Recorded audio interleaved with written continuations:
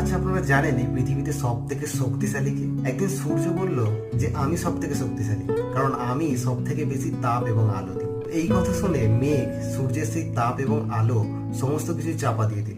এর ফলে সূর্যের সেই অহংকারটা ভাঙলো এবং তারপর থেকে মেঘের অহংকার হয়ে গেল যে আমি সব থেকে শক্তিশালী। কিন্তু হঠাৎ করে একদিন একটা দমকা হাওয়া এসে সেই মেঘ ছিন্ন বিচ্ছিন্ন করে দিল। তো এর ফলে মেঘের অহংকার ভাঙলো এবং তারপর থেকে বায়ুর অহংকার হয়ে গেল যে বায়ু সব থেকে শক্তিশালী। কিন্তু একদিন একটা বড় পর্বতে যখন এই বায়ু বাধাপ্রাপ্ত হলো, তখন বায়ুরও অহংকার ভাঙলো। এরপর থেকে পর্বত ভাবলো সেই সব থেকে শক্তিশালী। কিন্তু যখন মাটিতে ভূমিকম্প দেখা দিল, পর্বতের মধ্যেও ফাটল এসে গেল এবং পর্বতের অহংকার সেই দিন ভাঙলো। এরপর থেকে মাটি মানে ধরিত্রী ভাবলো আমি সব থেকে শক্তিশালী, কারণ আমার ওপরেই সমস্ত কিছু বিরাজমান। কিন্তু কোথা থেকে একটা ছোট্ট ইঁদুর এসে সেই মাটির মধ্যে গর্ত খুঁড়ে মাটির মধ্যে ধস নামিয়ে দিল। কি বুঝলে?